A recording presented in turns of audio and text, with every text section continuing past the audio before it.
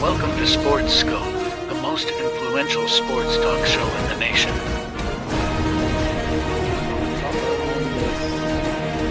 What is today, the 19th? Stay tuned for updates and great sports content. Hello, everybody. Welcome to the Real Sports Scope. I'm your host, Robert Butler, on this. I don't know why that thing is messed up. There we go. This 19th day of December. Going to talk about tonight's game, big game tonight, and how these two teams have differed in just 1 year with a few minor adjustments there between Denver and the LA Chargers. Also, Travis Hunter wins that. You know, he won the Heisman last Saturday, and I'll give you my reasons why I would not draft him in the first round, and I'll give you my reasons why possibly I would. And Kevin Carroll will be here. Kevin Carroll, Coach Carroll, talk about these playoff games. We got a game tomorrow night, Indiana and Notre Dame, and may touch on that Diego Pave story, Vanderbilt player there. He won his appeal to the courts. He's going to be able to play next year for Vanderbilt. I may bring that up with Kevin Carroll as well. But stand by. Let's take our first and only break. I'll be back here momentarily. We'll hit the ground running here on the Real Sports Scope. Hello, Sports Scope followers. The program has seen tremendous growth since going 5 days a week. I just wanted to thank everybody for your cash contributions and sharing the program with friends and families. Just a reminder, if you want to contribute to the program, go to the Cash App, the cash sign, and Sports Scope. There are other ways to contribute to the program listed at the bottom of the screen. If you want to advertise on the program, go to Sports, that is Sports with an S, another S, Scope, SKOPE, at gmail.com, just like it's listed at the bottom of the screen. Thank you and enjoy the program. I'm Mac, CEO of National Streaming Sports and host of the Mac and Jack Sports Show. You're watching the sharp-dressed man and the big story breaker, Robert Butler, on Sports Scope, Monday through Friday at 8 p.m. Eastern on National Streaming Sports. Introducing National Streaming Sports, live and on-demand sports talk programming that you can access 24/7. For the premier sports talk experience, tap into our Roku channel. Start your mornings with Mac and Jack covering all the weekend sports action. Then pour a cup and enjoy all the sports you can drink on the Coffee and Sports podcast. At midday, talk sports from east to west on the Coast to Coast podcast. Followed at night by some hot girl talk with Prim and Proper Sports featuring Sonia Pearson. Talk boxing on the Gloved Fist. Yankee fans tune in for Start Spreading the News. And there's more on the College Sports Huddle and Sports Scope with Robert Butler. There are 20 podcasts in all and 70 weekly shows giving us a 3.4-star viewer rating. To find us on Roku TV, search for National Streaming Sports on the Roku search bar. Click on the logo and you're in. National Streaming Sports, live and on-demand sports talk for America. All righty, then I'm back here live. Today is December 19th. I want to wish Andre Gibson, a loyal listener, good friend of mine, his wife, Gigi, a happy birthday today. I told Andre I would. I'm hoping you out there listening somewhere, Andre Gibson. Of course, maybe it's, it's 7:04 p.m. Eastern time. Maybe you're out celebrating and not being able to listen to the program. I understand. But again, shout out to Andre Gibson's wife, Gigi. A happy birthday on this December 19th there. So I'll make a note of that, Andre, and I'll clip it and send it to you right around the 4-minute and 35 mark here. So I'll make a note as we speak. All right. Okay. Quick take on tonight's game. You know, Denver LA Chargers here, two likely playoff teams with two excellent head coaches. This is Jim Harbaugh against Sean Payton. I started to say Sean McVay. Sean Payton, Harbaugh, Super Bowl appearance. He was talking, this game's in L.A., he was talking to Larry David, the co-creator of Seinfeld and Curb Your Enthusiasm, at pregame tonight. I thought that was pretty interesting. But anyways, so you got Jim Harbaugh with L.A., you got Sean Payton, Super Bowl winner there with the Denver Broncos. And, this time last year, 1 year ago, Denver was 7-8. The team was starting to feel Payton's presence there, but it seemed a little too late. He had grown frustrated with Russell Wilson doing too much freelance in that particular offense, going off script. And mind you, in week 3, Denver gave up 70 points last year to the Miami Dolphins there. Historically bad performance. Denver, virtually the same players, can't afford anybody, really, but they're tied for the best defense in the league points-wise, 17.6. Mind you, not to beat a dead horse, but they're 50-something million in dead cap, 80-something million total dead cap, 50-plus this year alone because of the Russell Wilson contract. They've got a rookie quarterback there in Bo Nix, and they're 9 wins into the season and looking good to get into the playoffs here. And tied for the league's best defense on average. Now, I think that may be a little skewed because offenses are a little bit down in their division per se, but that's still very impressive. And, yes, Patrick Surtain will play tonight. So I thought he was banged up last week, and he's come back, And then you look at the flip side. You look at this Charger team.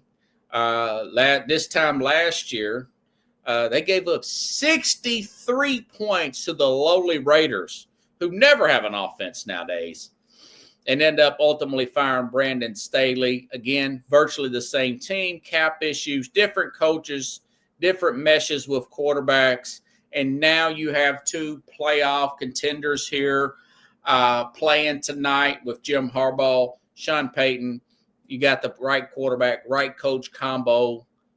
That solves a lot of your issues. That's why I say if a team like a Tennessee, I'm out of Nashville, you get your quarterback right. Tennessee is second in yards allowed in defense. And they're a 3-11 team, 3-10 or whatever.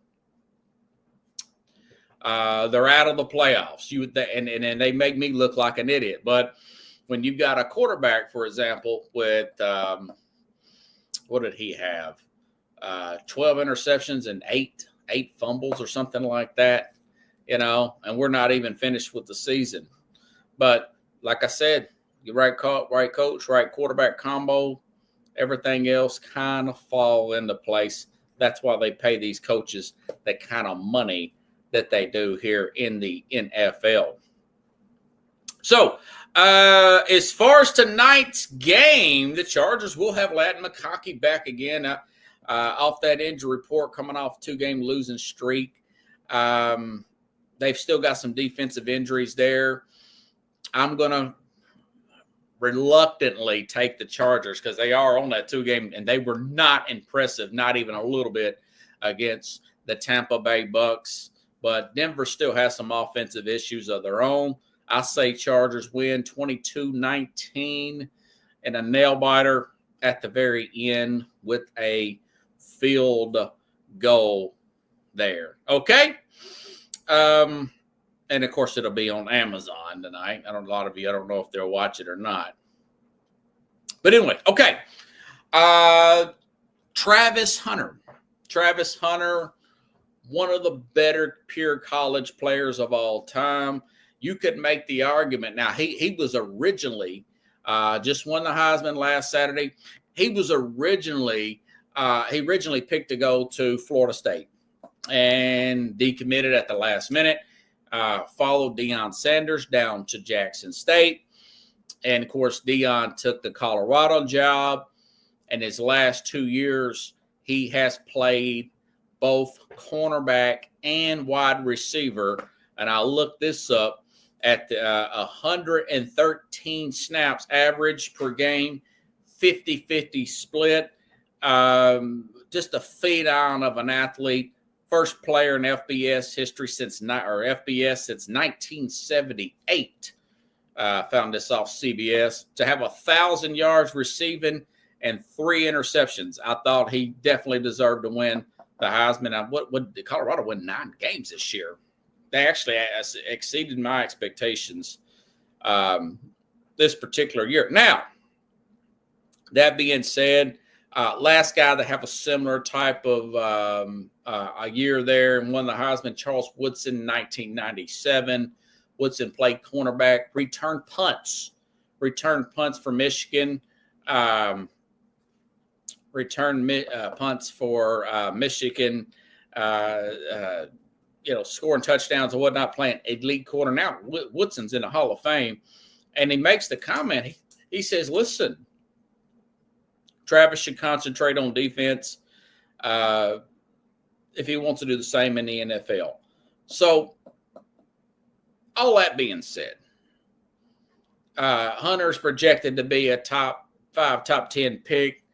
Early mock drafts had him as a potential number 1 pick in the NFL draft. Now it seems like he's dropping a little bit. Now, these things can change. It's early in the process. It's only December. After the season gets over with, you start listening to these. Mel Kiper, he'll go on ESPN and he'll talk about, here's my latest mock draft. And Mel Kiper 2.0 to 3.0, 4.0, final mock draft sometime in April. And we get gassed up every year for the draft. And then, it's a huge letdown once the draft's actually over because you realize you're not going to be playing football until another 4.5 months. And he could go up and down and in between. Here's my issue. I don't know how serious he is about playing anywhere close to this many snaps in the NFL. He said he wants to be the first two-way to ever do it and all that. And I think to myself, if I'm sitting there like a Titans or somebody at 5 or 6, and he's saying that, there's just no way I'm going to draft a guy and take a chance on him getting injured and potentially losing 2 positions. You look at he had I think he had a lacerated either a kidney or liver last year. So he missed some games last year. He has not missed games this year, to his credit. But it depends on how headstrong he is to do that. It sounds like he is. It sounds like he is headstrong to play both positions. I'm going to say pass. Think about it this way. Think if he does go out and play 2 positions. Think if he looks great. Pro Bowl corner, Pro Bowl wide receiver. Think if he is the Shohei Ohtani of the NFL, or a pitcher and an elite pitcher and elite hitter. Now, Ohtani's already had surgery. He didn't even play. He didn't even pitch last year. Still won MVP, 50-50. He's a phenom, Shohei Ohtani with the LA Dodgers. But my thing is, being in the NFL, what if he does play those 10 games? What if he plays those 10 games and then gets injured for the last 6 or 7, or if he plays even 14 and injured for the last 3 or 4, then, that's the time that you want a player to be available for the playoffs here, and there's just no way I'm going to do it. And then on top of that, he plays great. He comes back. He plays great. And you're up there towards contract times. You're looking at your 5th-year option. You're coming into the new contract, and he's off that rookie deal. Do you really want to play a guy like Travis Hunter, a non-quarterback? Look at what Justin Jefferson's making, 30-something million a year, right? Do you want to pay him Justin Jefferson-like salary, and you also want to add in a top-notch cornerback salary, where you're potentially playing a guy $50 million plus? You're saying, he's playing 2 positions. a non-quarterback $50 million a year. Now, that seems like, I'm just saying, the guy seems pretty headstrong on playing both, but he seems pretty humble. You know, lots came out about Travis Hunter and his girlfriend. She's had some issues, and it's been in TMZ. A lady at work even that watches my show, my friend Odette, she said, I think she's using him. And I said, well, I don't know. Maybe she is. I don't know. But I've seen video where she's fighting with the guy. Now, she may be some problems. I don't know. He certainly seemed like that. She's attractive. Us guys give women that are attractive a lot more passes the more attractive you are. That's the way it is. That's just human nature. But that being said, if Hunter says, hey, I was just saying it, I would like to play both sides, I'm not going to be that dug in, per se, on playing every single snap at receiver, you know. And I do agree with Charles Woodson. Yes, I would play Travis Hunter. I would push him towards playing defense. I think he's great at it. I think he was naturally more of a fit at corner, although I've seen him run some pretty good routes here. I wouldn't make a deal with him that I would play him more than just about any other guy both ways. I wouldn't play him. I wouldn't play him in just a particular series or whatnot. I wouldn't play him just on goal line or red zone type of things. Package wise, I would put him in maybe 3 or 4 packages a game. If we had an injury at receiver, maybe I would try that out here and there, not unless he was dealing with an injury. In NFL, odds are you're probably going to be dealing with injury. I would give him that much leeway. I am in that much impressed with Travis Hunter. I would tell him, hey, look, man, we will use you more than just 1 or 2 packages a game. We'll start stepping into uncharted territory, but we're not going to be this far in uncharted territory and have a guy that we drafted as high as we're going to draft you, which I think he probably will, being overused and just totally injured and not being able to play 10, 12 games. Remember, you've got more games in NFL. Okay. What is it? 12 in college. You know, we're talking 17 games. That's not counting playoffs here. Maybe a little bit in preseason, but usually a lot of starters don't play preseason. So you start to really add up those snaps and whatnot. I just think it's an interesting thing. A lot of people are talking about Travis Hunter, and he's just got to come off that I'm going to play every single snap thing. You know, you got to use a guy like that wisely. But we'll see. It's going to be a fun story to follow. I do think that he deserved a Heisman. I do think that these guys that were in the Heisman race, every one of them, him, Jeanty, Cam Ward, especially Jeanty, the running back out of Boise State. I watched the Heisman race the other night, recorded and watched it, after the fact. Like I told, Mad New Yorker on Friday, I pretty much thought that the guy was going to win it. He was overwhelming favorite. The vote was closer than I thought.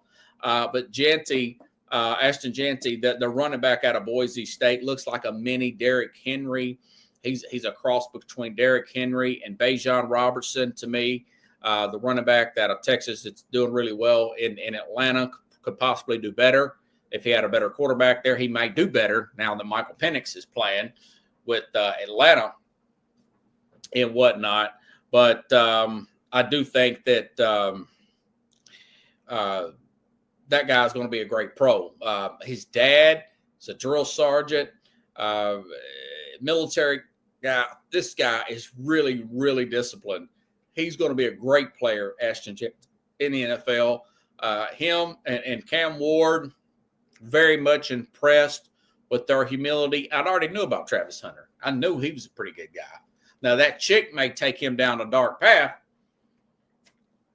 Watching her come at him like that, I think that could be trouble. If I was somebody in his inner circle, I might want to tell him to maybe find him another girlfriend or whatnot, or fiance, which makes it even worse. That could be his downfall. We don't want any domestic stuff holding these players back. But other than that, very humble guy. I love humanity in a player. I love a player who can accept coaching. I love a player who wants to grow, who has their parents there to hold them accountable and kind of reel them in when their head can get blown up. They're already getting NIL in college. I really like that about a player. You saw that a little bit with Joe Burrow. His dad was a coach, kind of reeled Joe Burrow in a little bit. He got back focused. I think it was like in his second year, and he started doing really, really well. So very impressed with those Heisman guys and whatnot.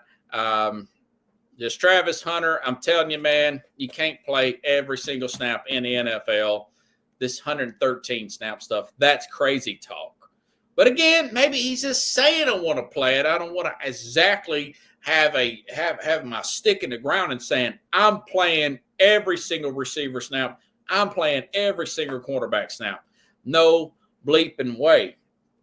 In other news, folks, they've got my man, Coach Kevin Carroll, backstage. This story here out of Middle Tennessee, Coach, I don't know if you heard that backstage. I'll bring it up in just a second. Middle Tennessee court, Judge William Campbell to grant Vanderbilt Diego Pave another season of eligibility. Sent a shockwave. I got this from On3 Sports. I want to give them credit for this. Through the college sports, now one person who has come out against the decision, Steve Sarkisian. I think he's a little nervous because he gave his Texans Longhorns all he can handle a couple months ago. Says that you're going to have basically. He sued the NCAA to get another year of eligibility. It's some kind of technicality with his junior college transfer year. He got the year back.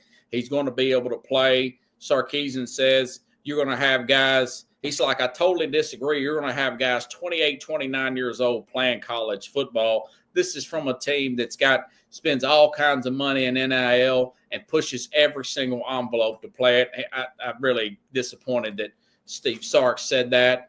I'm glad that Diego is going to be able to play.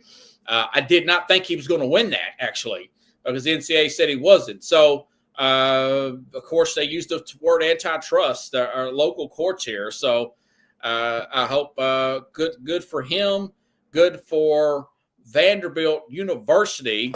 And on that note, let's see. I got Coach Kevin Carroll back here, who has been a great guest here. Let's give him a round of applause.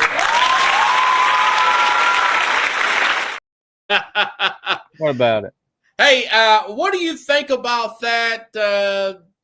Diego Pave, the Vanderbilt player. I was really happy. I didn't think it was going to happen. He's got another year of eligibility.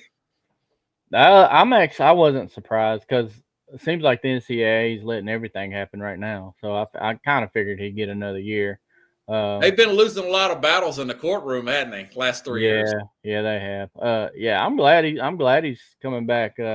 He's a good player. I like to see Vandy doing good, other than when they're playing Tennessee. So, I mean, the better they are, the better of a win it is for us when we beat them. So it was a great game. That was a really good game. They're off to a rough start a few weeks ago, and I ended up watching all that game. That was a really good game by Tennessee and a good win, considering the fact that the way they played Texas, the way they played, well, they obviously beat Alabama. Everything that Vandy needed to happen to win against Tennessee happened, and then Tennessee still covered. So, I mean, yeah, they did. It's like if Tennessee doesn't just blow the first quarter away, like they did, that probably would have got ugly. But I mean, give Vandy their credit. They did what they needed to do. They're a feisty team. What are your thoughts about Travis Hunter winning the Heisman? It was a lot closer than we thought. But Jeanty, that running back, he was pretty close there, man. I didn't think it was going to be that close. What's your thoughts on Hunter winning the Heisman, man? I'm not mad that he won it. I'm okay with him winning it. I thought Jeanty should have got it. Okay. It's got to be more than just because I think the two-way thing played so much into it. Yeah. And then it kind of felt like when they gave out the awards at the end of the year, because he really wasn't the best receiver or the best cornerback either way. Okay. But I think he's the best cornerback personally. But if you go by like the stats and everything, you could say, well, people wasn't throwing at him because he had his guy locked down, which is a valid point. Yeah, but that was Deion's thing in yeah, college. And I can see that. I think that's fair. But at the same time, it seemed like he got an offensive receiver of the award, and then he got the defensive player of the award because they were like setting it up for him to win the Heisman. It's like, well, award. You can't say that he's not the best at either thing because he got rewarded for it. But you know what I'm saying? Yeah. I felt like Hunter won this thing way back in August. I just felt like they were ready to give it to him. Like from the beginning, it felt like it. It's a different take, I guess because of the hype and stuff. You know how it is, though. It feels like it's like they were wanting this guy to get the Heisman. It seemed like that way all the way back to August to me. That they were setting it up for him to get it, and then he ended up getting it. I think Jeanty deserved it because he freaking 2,500 yards, and I mean I think he was clearly the best running back and a great athlete. People want to talk about, but he didn't play any competition. I would argue the competition in the Big 12 is about the same competition that Jeanty played in conference. Well, didn't they play Oregon what conference is it that they played in? Did they play Oregon anyways, though? I forgot. They played Oregon, and they lost by 1 point, and Jeanty had like 200 yards rushing. That's the number Oregon. one team in the country. So he showed out against the number one team in the country. And like I said, I would argue that Boise State's conference is just as tough as the Big 12. The Big 12 is not a very strong conference, right. and that's not bagging on them. That's just what I've seen from them. I mean, Arizona State won, and they didn't even get a bye. That that tells you, that conference just isn't that strong. It's not that strong. But I'm glad to see Colorado doing well. I'm glad to see Deion doing well. I hope he does come back. I have my doubts. I don't know if it's going to happen. I don't know. He got the number one quarterback, coming in and all this stuff. So you would think that he would stay, but I'm not like 100% convinced that he's going to, Yeah. So, I mean, we'll see. I know. Do you think that maybe the Raiders will try to recruit Dad to coach son with the Raiders? They need a quarterback, and they're sitting there at number one right now. Oh, man, they're going so far with this stuff. It's not going to turn out well if they try to do this. I mean, that's not a recipe for success in the NFL. This is the how Mark Davis is. He's out to do crazy stuff, though. This is the most unforgiving league that there is in sports, in my opinion. I mean, everything can look perfect and fall flat on its face, and this don't look perfect to me. Yep. I believe Deion's doing a great job at Colorado, but a lot of that's got to do with him playing in the Big 12. Yes. The improvement they made a lot of it had to do with them playing in the Big 12. Had they gone to the Big 10, they would probably got, railroaded several times like they did last season.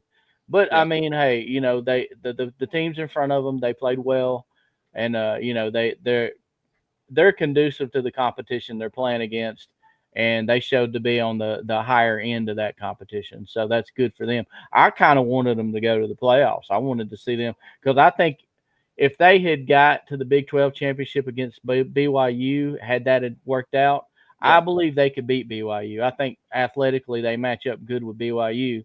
Now, I'm not so sure about Arizona State. I don't know if they could have beat Arizona State or not. Arizona State looked good. I like that. Yeah, they look pretty good. So, that would be, I don't know if they would have got into the playoffs if they had to play Arizona State. I think they could have probably beat Iowa State. But, not Arizona State. That'd be the only team I would say that if they got in there against them, they wouldn't beat them. But, yeah. Yeah. What do you think about Hunter? He seems pretty adamant. If you've listened to some of his interviews, that he wants to play every snap at cornerback and every snap at wide receiver. If you're an NFL general manager and coach, I mean, would you actually take that? I mean, he's supposed to be a top 10 talent. I'd have packages for him on offense, and I'd play him at cornerback. I mean, Okay, that's what I'm thinking. He's a legit corner. He is a legit cornerback. You know, you could put him in and have him run the jet sweep, or go catch some passes here and there. But you're not gonna run that many plays in the NFL. It's 113 plays. Yeah, it's too physical of a league. The wear and tear would be too much. The wear and tear is demanding even playing on one side of the ball. So I mean, right? He wouldn't be able to do that in the NFL. And you don't think he's going to put like saying I won't sign with you not unless you promise? Nah, he won't be able to do that. Well, ain't nobody gonna go for that. I mean, actually, you know what? I did read he's the first player since 1978 in FBS history, 3 interceptions and 1,000 yards receiving. Maybe you add more than a few packages for him at receiver. But the thing is, even if you did do that and say, okay, we're going to let you play full-time both sides, and he plays great for 10, 12 games, but he's out 5, and then he comes up for contract renewal, and he's going to want $50 million a year or something like that, right? For a guy who's going to be injured all the time. That just seems like that would be too much of a headache and not worth it playing a 9 quarterback that kind of money. Yeah, I don't think it's going to happen, but it just seems like he's pretty headstrong about it. Maybe that's how Deion got him to go to his school in the first place. It's just food for thought, Well, he's a legit shutdown corner, and he would be a good wide receiver. Yes. But I think he's going to make his money at defensive back. That's where he's the best at, and I think he's probably, in my opinion, a top 10 pick at defensive back. Now, I wouldn't say he's a top 10 pick at wide receiver. He may be like a second or third round wide receiver, which is still really good. And to be a top 10 pick at one position and still be like a second or third round pick in another, that's impressive. That's still really impressive. So, I mean, I think he could have a really good NFL career barring health. And then, he could be the type of player that could be up for the MVP, playing defensive back and coming in and making big plays on offense, at critical points. Yeah. I mean, maybe even be I don't know if he has for sure return kicks or not, but he might be. I think he's got the speed to do it. So, he could make big plays on special teams. He could come in and on key points and make big plays on offense. And then at the end of the year, he's put together some stats on both sides of the ball. He could be the MVP of the league doing that without playing full time on both sides. So, I mean, that's interesting. Yeah, that's interesting. Okay, food for thought.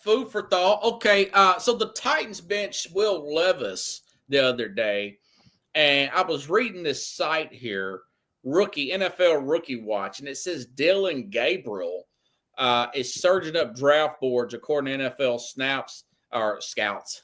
I got snap on the brain. NFL scouts like Bo Nix did last year. He could go behind Cam Ward and Schroeder Sanders. What do you think about a guy like Dylan Gabriel perhaps going to a Tennessee at 5 or 6? What do you think about Dylan Gabriel? He's just got a great team around him.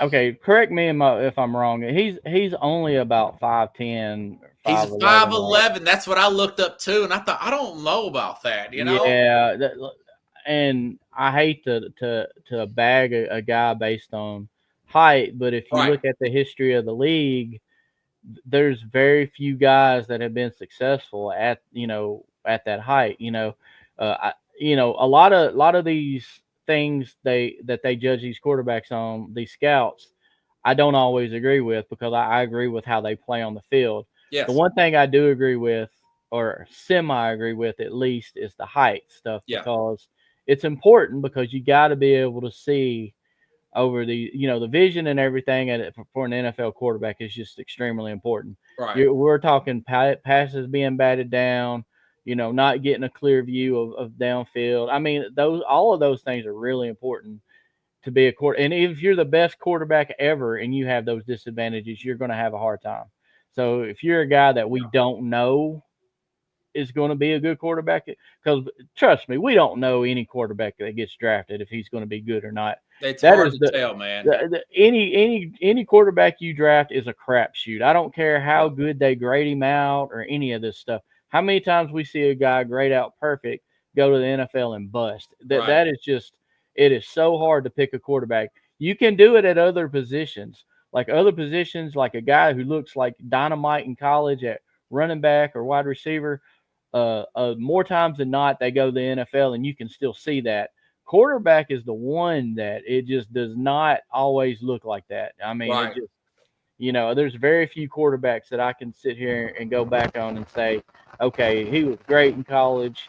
I think he's going to be good in an NFL.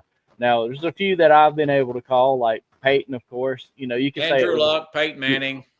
I even said Joe Burrow just because of the way. I did too. I was there with you on Burrow. Yeah, just because of the offense they played. He wasn't just throwing a bunch of hot passes and everything. He was accurate down the field. Yeah. Now in hindsight, you can say, well, he had Jefferson on one side and freaking Chase on the other. Yeah, we didn't know they were going to be like they've turned out to be in the NFL. I mean, I thought they'd both be good, but as good as they are, no, I didn't see that. But no, neither. But I mean, yeah, he had the weapons there, but just the way he facilitated when he was at LSU, like going through his progression super fast, accurately delivered. He's one of the most accurate quarterbacks I've ever seen. Yeah, Joe Burrow. He mastered the back shoulder as a rookie, and that's hard to do, man. Yeah, but yeah, quarterback. The most important thing about quarterback is consistency. Yeah. I mean, that's why it drives me nuts when these teams sign these quarterbacks after they have one good year or a half a good season. I'm like, you just emptied the bank for this guy after one good year. Yeah, I want to know if he can do it another year. That's true. I mean, Gabriel played okay last year at Oklahoma. I think he had a big game against Texas, but still, he's a better fit with what Oregon does. And I didn't see that. I wasn't sure that it was going to work out with him at Oregon, but it has. I was wrong about that. I didn't think he was going to be that good at Oregon. Yeah, he has. I mean, he's shown to be really accurate. And for the NFL quarterback, I could maybe compare him to, I would say maybe Drew Brees. Okay. Kind of the same height range in that area, and accurate. Well, that's a good one. Yeah, it's a good one. That's not saying he's going to be Drew Brees, Wilson. But you know something? I watched Kyler Murray last week. I think you'll never win a Super Bowl with Kyler Murray. He's a short quarterback. So either. He's very athletic. He's probably more athletic than Gabriel. Yeah. And you could tell he's going to be limited, Yeah. And it's just looking at the history of what has happened in the league, and that's part of it. I mean, you got to take that into consideration, Just like I wasn't big on Bryce Young. I mean, and what I thought would happen has pretty much been happening with Bryce Young. So I mean, well, he has improved a lot this year. He's doing better, but are you going to win a Super Bowl with Bryce Young?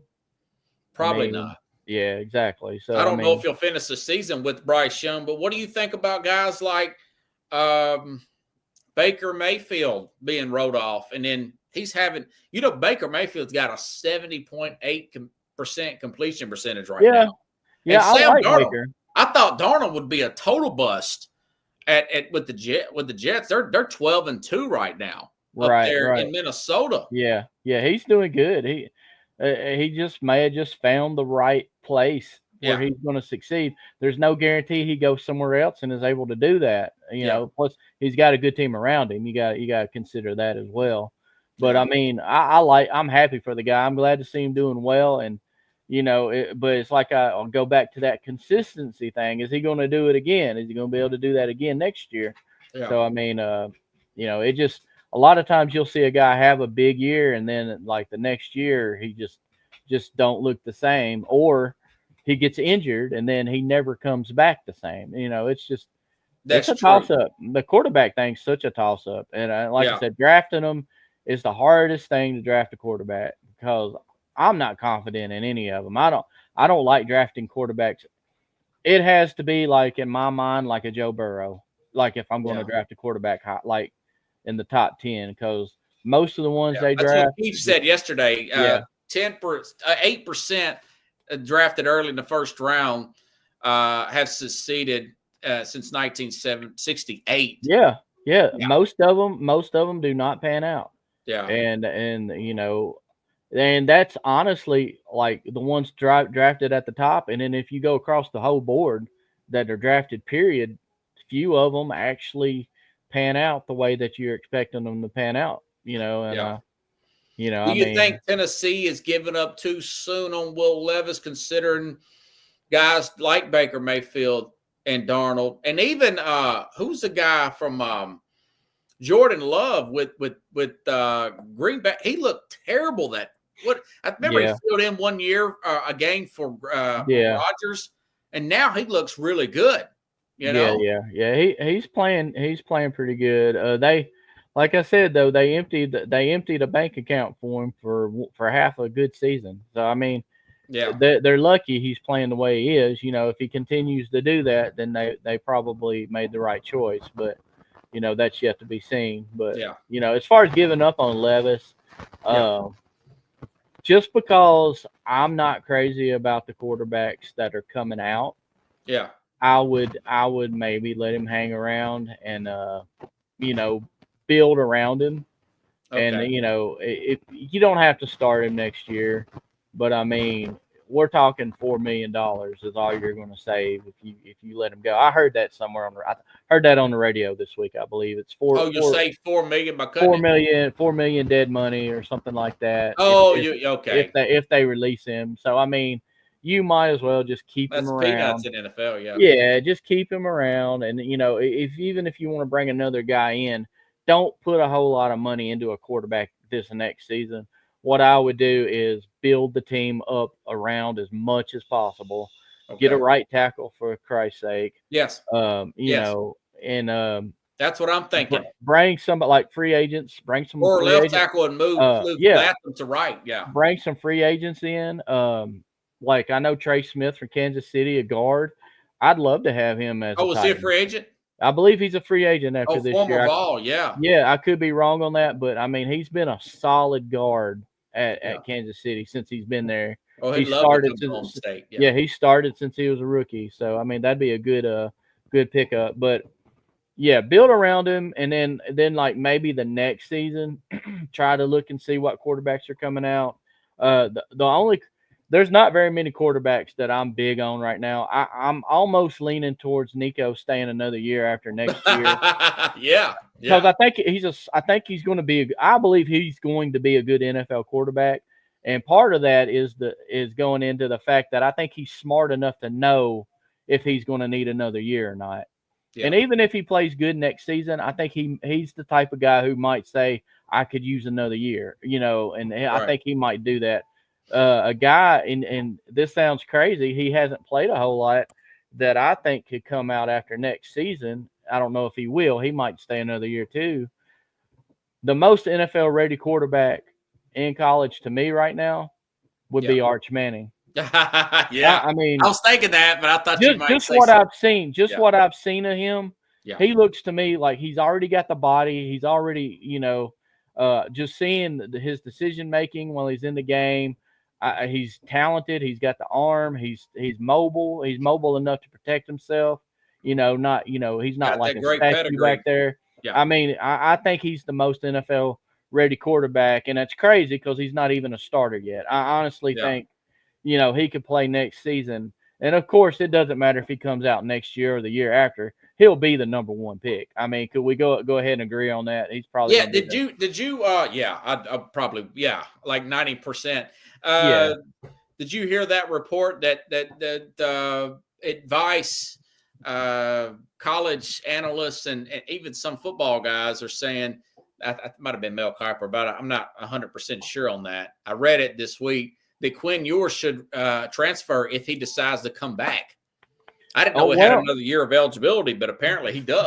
This is what's happening right now. Okay, he is getting offers from other schools to transfer. They're going to pay him like however many millions of dollars to transfer to their school and play a year. And he needs it. He looked terrible this year. I've also heard rumors that the same thing's happening with Jalen Milroe as well. Yes. There's teams offering him, you know, if you come play for our school, we'll give you X amount of money, and and all this kind of stuff. So this is turning into a thing, and the college thing. I like the new college football because it's added more excitement to it, and like we're not just talking about 5 or 6 of the same teams that we talk about every year. Yes. We're talking about 20 to 25 teams, the last few weeks of the season, which That's I think true. is wonderful. It's created parity. Other teams are getting these top-notch players, maybe not right out of high school, but after they play a season or two. And like I said, it's making the playing field level. The only thing that needs to happen is they need to cap the transfers to 1 per player, and then you can transfer again if it's a coaching change. And Yes, that's the perfect. that's perfect. the only exception. But as a college football fan and a guy that watches the NFL, like for me particularly, would you like to see more, like we just talked about, more developed quarterbacks once they get to the NFL? Yeah, That'd be a for blessing sure. in disguise if For yours sure. could get another Yeah. year, right? Exactly. And I mean, like I said, That's a good side. I mean, like you said, Yeah. I do agree with what you just said with the transfer stuff. Yeah. The kind of crazy part, or the gray area there. Smokey, he don't agree with that one. Yeah. The gray area there would be the graduate transfer. I don't know how we would work that in. Maybe that's different, especially if your graduate programs at another school or something like that. Right. But if you could still do the graduate transfer, that opens up, like we were just talking about, Milroe moving or Ewers moving, for another, for more money at another school, that could be part of that deal, I guess. So, that would still be able to happen. I suggested it's food for thought, Kevin, going back to Tennessee, the Titans. Milroe's stock has dropped a little bit. He potentially may be a top 50 guy versus a top 10 guy. Maybe a team like a Tennessee, if they're sitting at 6 or 7, get that right tackle or air quote left tackle in the first round. Maybe get a Milroe in the second and have a Mason Rudolph play next year, and Milroe sit behind him and learn. Because Milroe seems to have a high ceiling, man. You've seen him in certain times.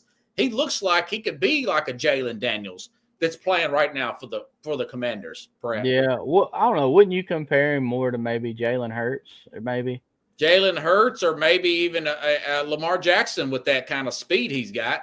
Yeah, he's not the elusiveness of Lamar's not a very big guy. The only reason I said Jalen Hurts because he's kind of a stockier build. And well, that's a great comparison. Milroe's kind of like that. Yeah, Milroe's kind of like that. Stockier build. He might be a better runner than Hurts. I don't know though. What would that's you interesting. Say? You think he'd be a better runner than Hurts? Well, he looks quicker than Hurts, but I don't think he's as thick as Hurts. But he is pretty thick. Right. Yeah, he's Hurts a big. Can squat 500 pounds. Yeah, he's a pretty big guy though. Milroe's pretty big guy. I don't know how he would do in the NFL. Like I still put him with all the other quarterbacks. Like hey, maybe he could do it, maybe he can't. We don't know. I don't think he would be a second round grade, but man, I could be wrong. He might already be a second round grade. Yeah, I wouldn't grade it. But said that, but also it's all over the place. You know how it is. If he has a great workout, the underwear Olympics, he starts getting this medal and that medal, and this guy talking about him. Mel Kiper's hyping him up during February, March.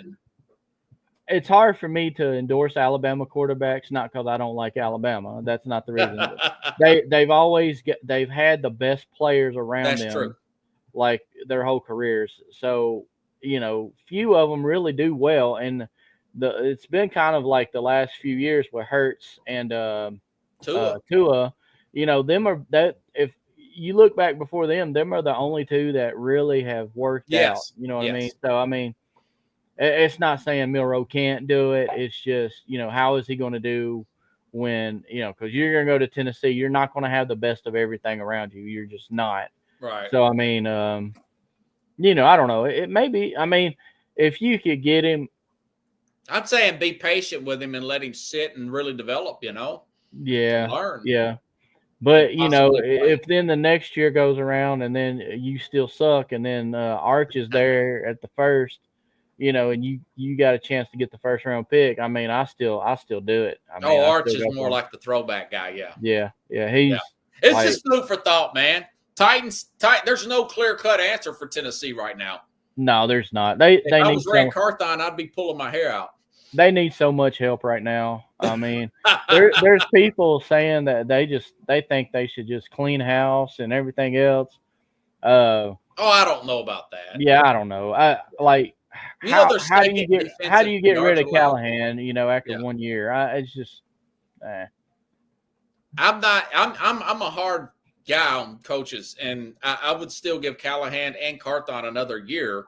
Yeah. I don't know about Levis. I don't know what they see, and Levis may have an attitude problem. He might be immature, or he may be busting his rear end off, and they may see something. But I don't know that. But right now, it tells me that maybe they are having problems with him. Right From now. what I'm hearing, is they're done with Levis.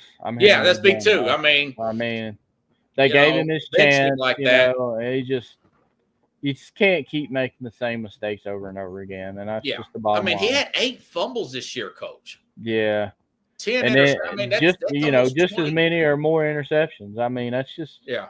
the number one thing you want out of your quarterback is to protect the ball. Yeah. The last thing he has done is protect the ball. I mean, it's like he can't process. He doesn't have pocket awareness. I can appreciate he wants to win. I can tell by watching the guy. It kills him. He wants to win so bad, and it affects him in a way where he makes bonehead decisions, and it ends up costing him. You know, and we've seen it a few times. I mean, he, you know, like last week. I hate it for him, but he's playing the toughest position to play in all of sports. Yeah, that's just the way it is. You know. Yeah. Well, I want to get your predictions on these games, man. Sorry I get you caught up in that other stuff, brother. No, it's all good. It's good sports talk, though, man. Yeah. Yeah. Hey, I enjoy it. Does Indiana have a shot at Notre Dame tomorrow night? It's pretty close in proximity, man. I don't believe so. I believe Notre Dame. Notre Dame is going to put it on them. Notre Dame has got a championship defense, and we've seen Notre Dame lose these postseason games. Here the last several years. I think this is a different Notre Dame team. I don't believe this is the same one. They got better players. The recruiting is better. I think Freeman, at least this season, is going to succeed where Kelly did not. And I He's believe made the right tweaks, ain't he? That's postseason. I believe postseason Freeman's going to have some success this year. I'm not going to. I'm sure we'll talk about it some more. So I'm not going to go all in and say what I believe, but you know they're going to win this one. They're going to. I think they win comfortably too. What about Penn State? Now Keith yesterday he thinks that SMU is going to upset Penn State. What do you think about that game? I've heard a couple people say that SMU will upset Penn State, and I think they're a scrappy bunch. I really do like their quarterback. That Jennings he's pretty quick. Yeah, I'm not buying into the cold weather thing. But it's going to be cold, Penn State. I do think that Penn State is where they separate themselves from SMU, in my opinion, is on the line on both sides of the ball.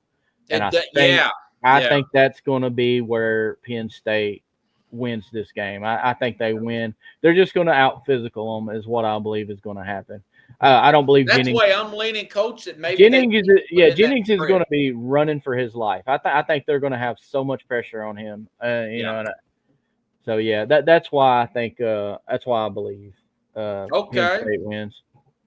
Does Clemson? Do they have a shot to upset Texas with their experience at coach and whatnot? And Clay Kubik, he's been around for a few years. What do you think about that? I think that's going to be a better game than a lot of people probably think. It's kind of high spread, ain't it? 11.5. Yeah, I think Clemson is going. They're scrappy. They're a scrappy team. Klubnik is a good player. Yeah, he's decent. I think they're gonna fight. They're gonna fight Texas. In the end, I believe Texas is still going to beat them, but I think it's going to be a good game.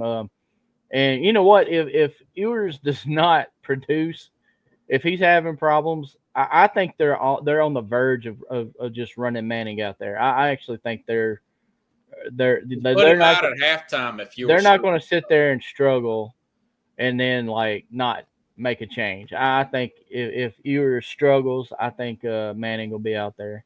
What kind of heat would Stark have on him if Clemson beats them?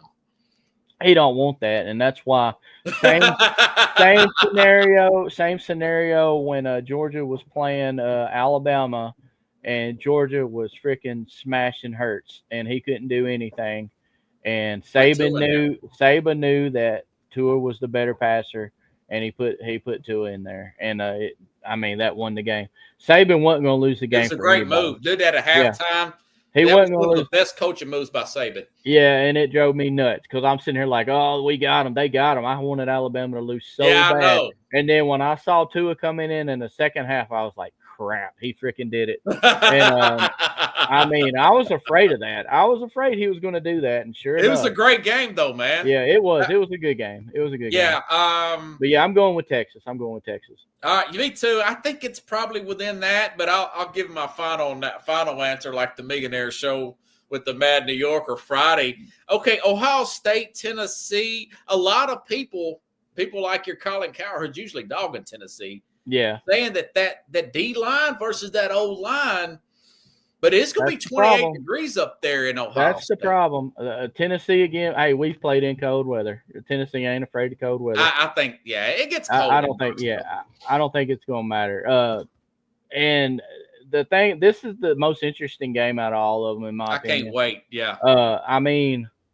And I don't know if you've heard about the tickets. We're looking at a possible 35-65 split, Tennessee and Ohio State fans.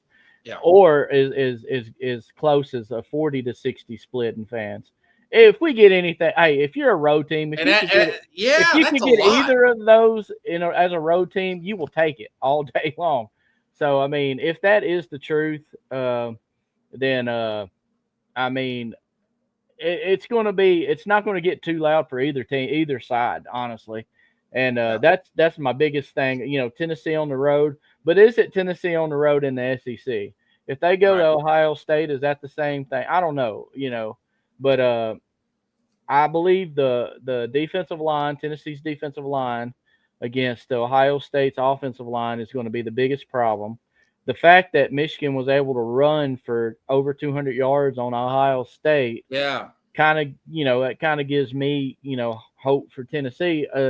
Because Nico's the most successful when he's able to do the play, when he's able to go to play action. Yeah. And he does really well with that. And so that's kind of like a double whammy as far as that goes. If we're running the ball, then he's going to be able to play action. And I like their chances in this game. And I think Tennessee's offensive line is better than Ohio State's offensive line. Mm-hmm. You haven't heard anything on injuries? I know I asked you this the other day, but I haven't heard anything else since that Brew last McCoy game. Or any of those guys I've mentioned last week, or and Heupel is just hyping it on up right now. We will know if they're playing once the offense drops out on the field. We're gonna get some guys. Yeah, they're probably okay. If I had to guess, I don't think it was any injury that was like, okay, they're done for the year or anything like that. I believe they're going to play. So yeah, they'll probably be out there.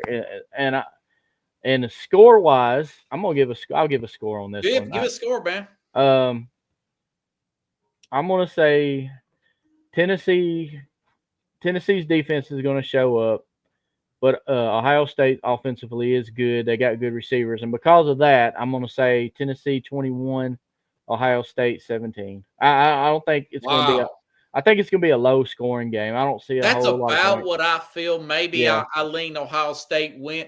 What if this is a game like Ohio State? They all ticked off about the Michigan win. Maybe it was just a psychological thing because of the Florida-Tennessee thing with Michigan, and you get the Ohio State that played against Georgia, except Ohio State's a little bit deeper in Tennessee in spots. And it's a 21-17 that way. where Ohio State wins. Yeah, the Ohio State that played against Georgia ain't playing this week. Stroud's playing on Saturday. Stroud was a straight up baller. So I mean, that Howard, he's a good college quarterback. He is not Stroud, not Stroud. But I mean, they could still play good. I mean, I'm not lost on the fact that they could win this game. They have got a good football team, but I think if Tennessee is able to run the ball, I think they win the game. I think that is the big difference, because I don't think Ohio State is going to be able to run the ball on us. I think, I think Tennessee is going to shut the run down, and they're going to put it on Howard's back more than anything. But you'll get the Ohio State that played against Oregon, though, that probably should have beat Oregon. If that was really tight up there in Eugene. Yeah, they probably should have beat them, and I think they would have beat them if they played them again in the Big Ten championship. But hey, when they roll into big games, they just don't show up a lot of times. Yeah, and that's gotta be on Ryan Day. Yeah, they must be feeling his nerves, and I hope you're right, man. I hope you're right. The only reason I'm leaning back Ohio State is because I picked them in the preseason to beat Georgia in the championship. I just. It's like I said, that offensive line being bad is a problem. I think that's going to end losing up their center really did cost them in that Michigan. That didn't hurt them in the Indiana game, but Indiana was way overrated. Right. And we're going to see more of that tomorrow night. So I mean, but at any rate, man, I'm really excited for the playoffs. I'm really excited for tomorrow night to watch that game, and then the other 3 on Saturday. I mean, I'm so glad we got a playoffs. I can't wait. It's exciting. If Tennessee wins, I'll definitely have to bring you back on the program, brother, if you can. For sure. Yeah, anytime, man. Yeah. Anytime. All right, Coach Kevin Carroll, we're over an hour here. Hey, man, you have a Merry Christmas otherwise, buddy. You and your family. You too, bud. All right, man. Thanks.